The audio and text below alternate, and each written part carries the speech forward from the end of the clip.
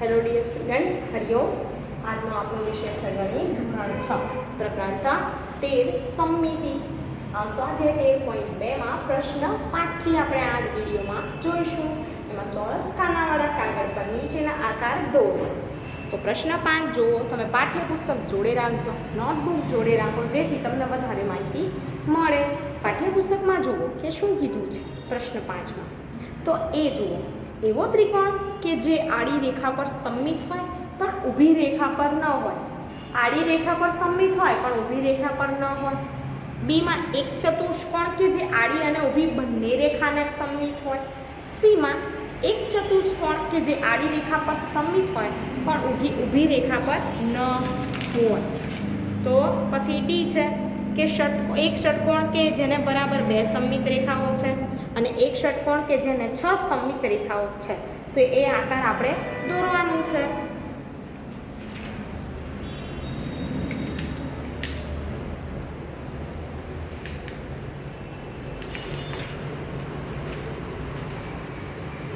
ચલો હું દોરીને બતાવું તમને। એમાં કેવી રીતે આકૃતિ આવશે,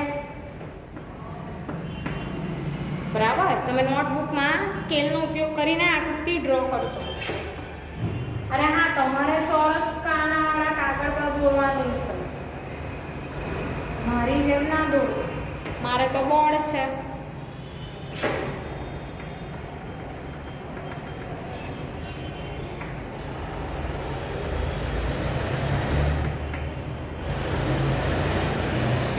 બરાબર। તો જો આડી રેખા પર સમમિત હોય પણ ઊભી રેખા પર સમમિત ન હોય તે ત્રિકોણ આડો સમદ્વિ બાજુ ત્રિકોણ છે।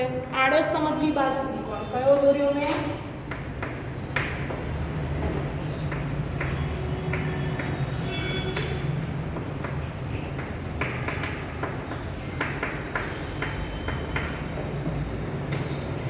હવે ત્રિકોણમાં સમમિતિની રેખા L દર્શાવેલ છે। આ L છે શું છે? સમમિતિની રેખા।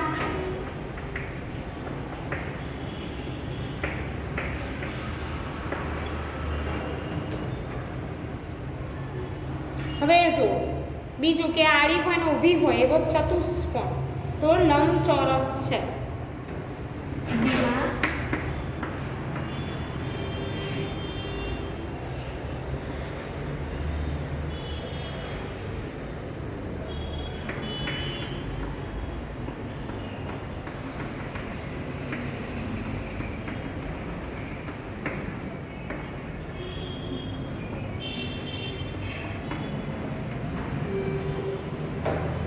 ચતુષ્કોણ કેવો છે? લંબચોરસ છે।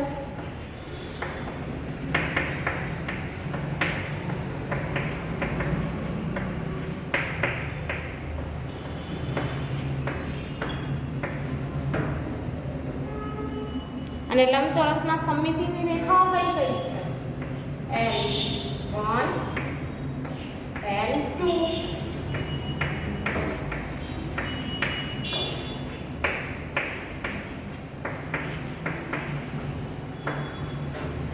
L1 L2। હવે એવું કીધું છે કે જો આડી રેખા પર સમમિત હોય પણ ઊભી રેખા પર સમમિત ના હોય તેવો ચતુષ્કોણ। તો આપણે જોઈએ એક ચતુષ્કોણ તમને ત્રીજો દોરીને બતાવું। સી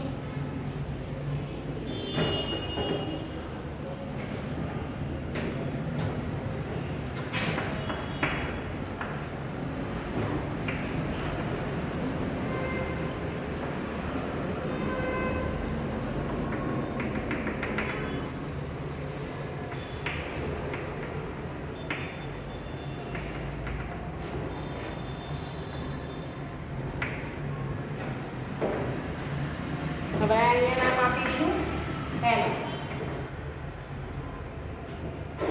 હવે આ ચતુષ્કોણ છે કે જેમાં આડી રેખા પર સમમિત હોય પણ ઊભી રેખા પર ન હોય। હવે ડી જુઓ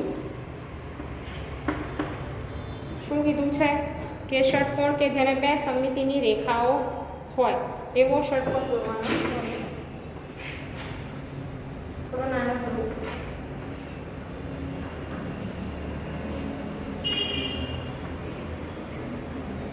રાઈટ।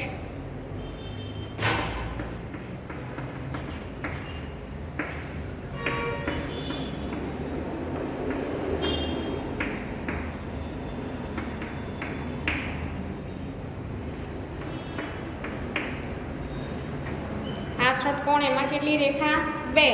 હવે અહીં દર્શાવેલ ષટકોણની બધી બાજુઓ સરખી નથી. આપણે મેં દોર્યો છે ને જે ષટકોણ એની બધી બાજુઓ સરખી નથી, બરાબર, અલગ અલગ માપની છે એટલે 2 દોરી શકાય. બાકી ષટકોણની બધી બાજુના માપ સરખા હોય તો 6 રેખાઓ દોરી શકાય. હવે જુઓ, એવો ષટકોણ કે જેને 6 સમમિતિની રેખાઓ હોય, બરાબર. હવે વાત કરીએ જેને 6 હોય.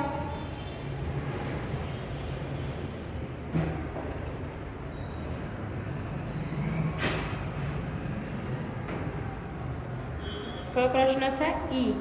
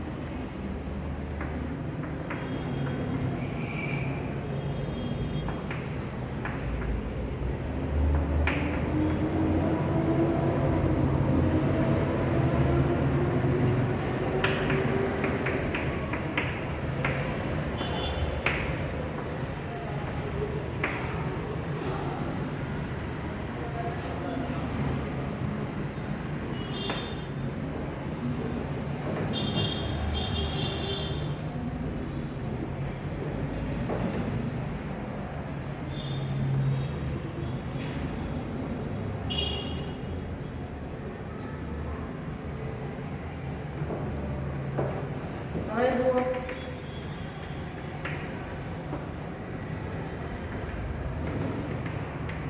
તો કેટલા બની ગયા? 6. L1, L2, L3, L4, L5, L6 થઈ ગઈ. કેટલી રેખા? 6 સમમિતિની રેખા.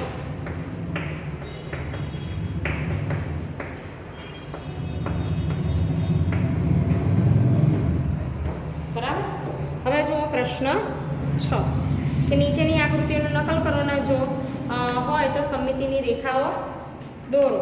તમારે શું કરવાનું કે સમમિતિની રેખાઓ દોરવાની છે. જાતે ટ્રાય કરવાનો રહેશે. હું તમને એક તેની સમજૂતી આપું. પ્રશ્ન 6 માં બહુ સહેલું છે, આવડે એવું.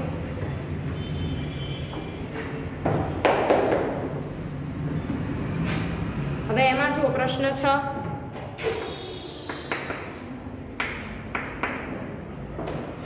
એ તો અહીં આપેલી આકૃતિ સમમિત નથી, તેથી સમમિતિની રેખા નથી. આકૃતિ સમમિત નહીં હોય તો રેખા નહીં હોય.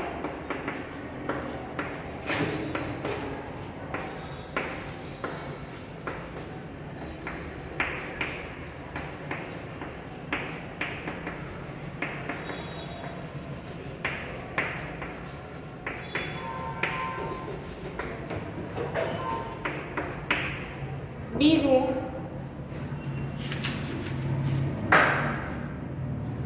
કે અહીંયા બી આકૃતિ છે, એ આકૃતિ કેવી છે? સમમિત છે અને સમમિતિની 2 રેખા થશે.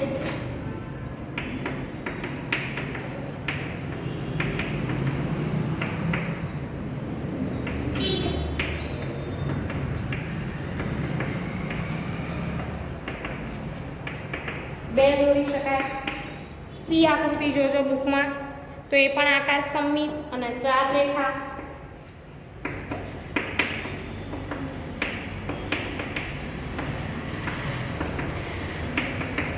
રેખા 4. ડી જુઓ તો એ પણ સમમિત અને રેખા કેટલી દોરી શકાશે? જુઓ તો એમાં 2 દોરી શકાય. ઈ જુઓ કે અહીં આપેલી આકૃતિ સમમિત છે અને એમાં એક જ દોરી શકાય રેખા.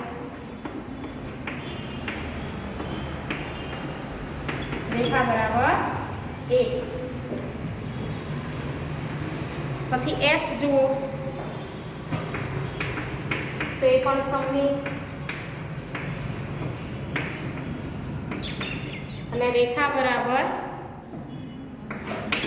4. ઓકે, હવે પ્રશ્ન 7 જુઓ.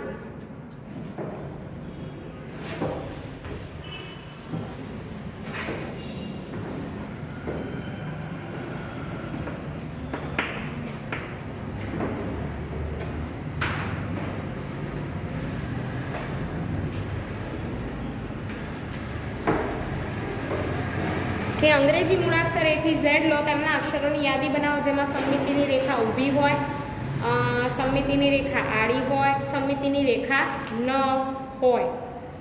બરાબર, તો આપણે જોઈશું.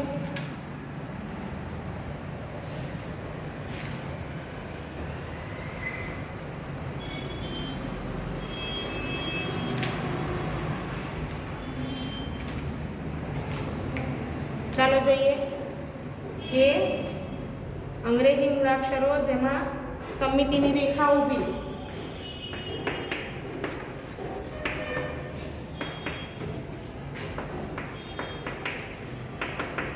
હવે કઈ કઈ આમાં રેખા ઊભી હોય તો AHIMOT,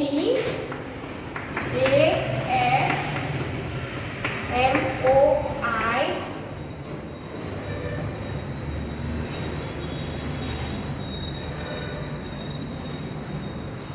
TUV,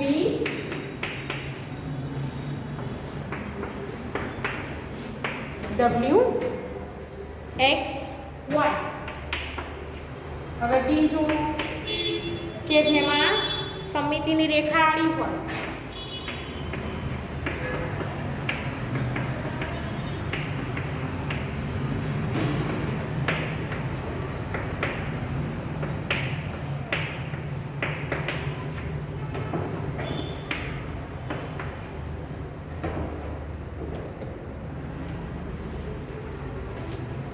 BCDEH,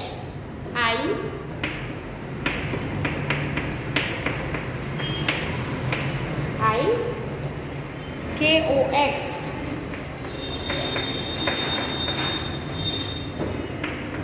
હવે જેમાં સમમિતિની રેખા ના હોય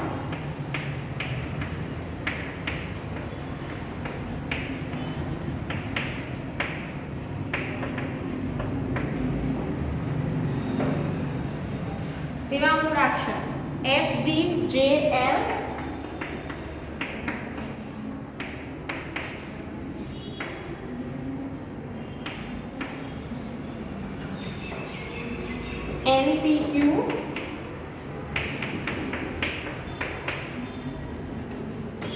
NPQ, RSZ.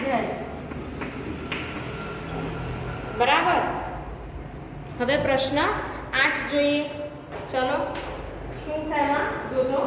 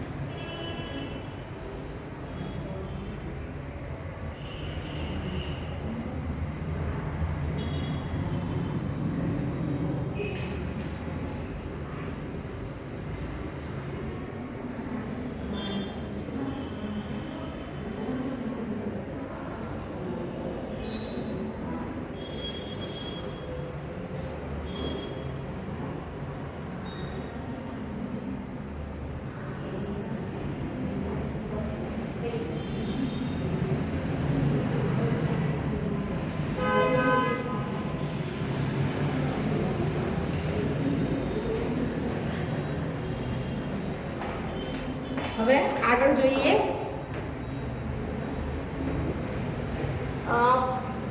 પ્રશ્ન 8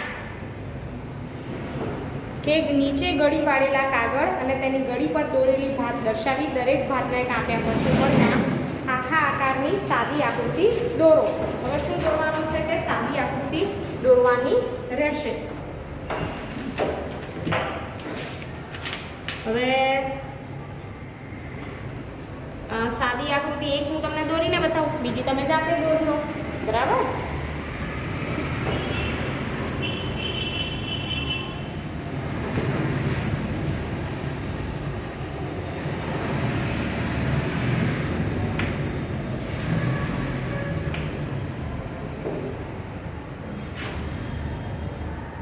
હવે એમાં આકૃતિ આપણે દોરીશું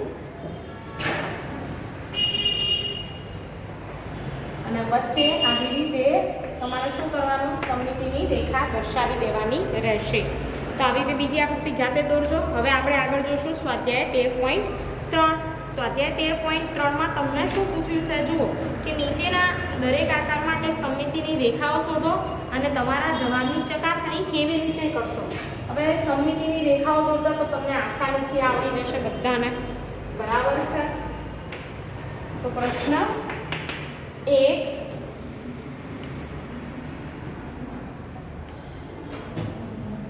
નીચેનો આપેલ આકાર. હવે પહેલો આકાર જુઓ, પછી બીજો આકાર જુઓ, ત્રીજો C D E F.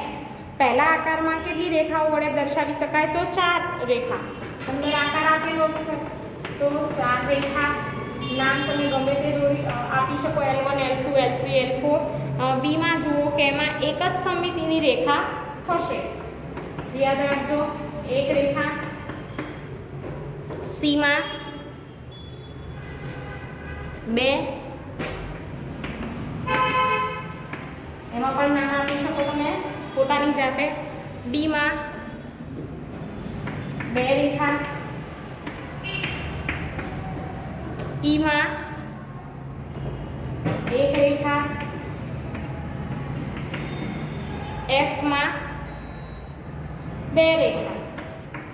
બરાબર, આવી રીતે કરી શકો. હવે જોઈશું જવાબની કસોટી કેવી રીતે થાય. જવાબની કસોટી તો સમમિતિની રેખાને ચિત્રને બરાબર વાળી બીજા ભાગ પર મૂકતા તે અર્ધચિત્ર કરો. હવે આપણે જાણીએ ધોરણ 5માં શીખી ગયા કે 2 ચિત્ર હોય, વચ્ચેથી સમમિતિની રેખા દોરીએ. હવે એ બંને ચિત્રને 2 ભાગ પાડ્યા, એ એકબીજા પર બંધ બેસતું આવે તો સમમિત કહેવાય. જો બંધ બેસતું ના આવે, પૂરેપૂરો ભાગ એ ઢાંકી ના શકે તો એ સમમિતિ કહેવાશે નહીં. તો આપણે એ રીતે ચકાસી શકીશું. પ્રશ્ન 2 જુઓ કે ચિત્રો ચોરસ ખાનાવાળા કાગળ પર નકલ કરો અને ત્રુટક રેખાઓ સમમિતિની રેખા બને તે રીતે પૂર્ણ કરો. તમારે શું કરવાનું કે ચિત્ર દોરવાના છે. ચલો જુઓ તમે પાઠ્યપુસ્તકમાં.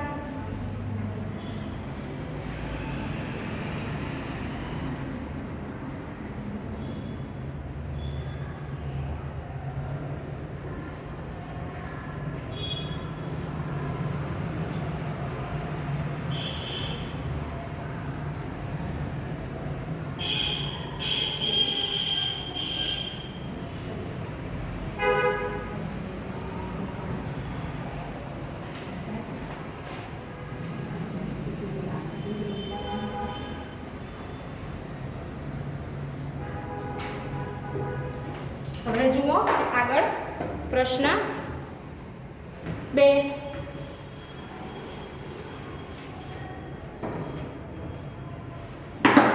હવે એમાં તમારે આવી રીતે આકાર પૂરો કરવાનો છે. દોરીને બતાવો.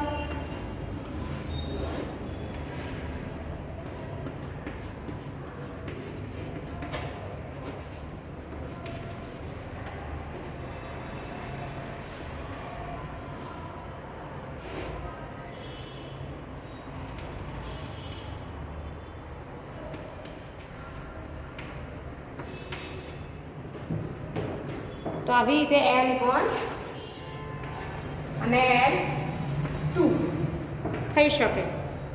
તો તમારે બધા આકાર આવી રીતે પૂરા કરવાના રહેશે. પ્રશ્ન 3 જુઓ કે બાજુની દરેક આકૃતિમાં એક અંગ્રેજી મૂળાક્ષર એક ઊભી ત્રુટક રેખા સાથે દોરેલો છે.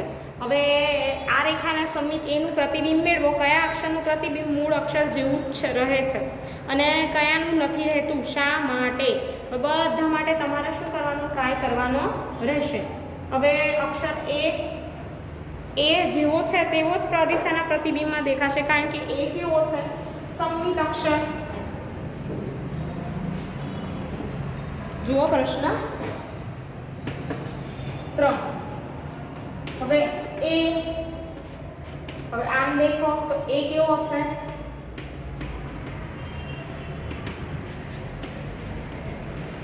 સમમિત અક્ષર છે. બી છે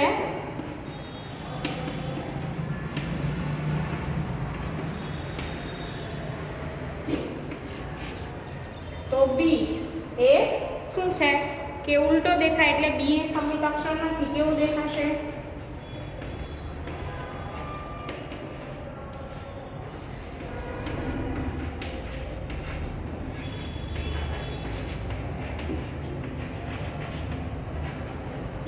અક્ષર નથી. એવી જ રીતે જુઓ કે A, O, M, H, T, V અને એક્સના પ્રતિબિંબ મૂળ અક્ષર જેવા જ જોવા મળે. બધા જ અક્ષરો સંમિત અક્ષરો છે. અને B, E, N, P, L, S અક્ષરો કે જેમના પ્રતિબિંબ મૂળ અક્ષર જેવા નથી, એ બધા કેવા છે? અસંમિત અક્ષરો છે, એટલે કે સંમિત અક્ષરો નથી. બરાબર વિદ્યાર્થી મિત્રો, અહીંયા આપણું પ્રકરણ પૂર્ણ થાય છે. હવે તમને પ્રશ્ન પૂછ્યા હોય કે વિષમ બાજુ ત્રિકોણને સમમિતિની રેખા કેટલી, તો તમને ખબર પડવી જોઈએ કે વિષમ બાજુને કોઈ સમમિતિની રેખા હોતી નથી. સમદ્વિ બાજુ ત્રિકોણને સમમિતિની રેખાઓ કેટલી હોય? તો સમદ્વિ બાજુ ત્રિકોણને સમમિતિની રેખા 1 હોય. પછી વર્તુળને સમમિતિની રેખાઓ કેટલી હોય છે? તો વર્તુળને સમમિતિની રેખાઓ અસંખ્ય હોય. ચોરસને સમમિતિની રેખાઓ કેટલી હોય? તો ચોરસને 4. હવે તમે સમમિત આકાર છે કે નહીં એ તપાસી શકો છો. એમાં તૂટક રેખા વડે સમમિતિની રેખા પણ દોરી શકો છો, આકાર પૂર્ણ પણ કરી શકો છો. પ્રકરણ બહુ સહેલું છે. તમે વિડીયો જોજો, પાઠ્યપુસ્તકમાંથી ગણતરી કરજો, ઉદાહરણ જોજો, જેથી તમને વધારે સમજ પડશે. Thank you.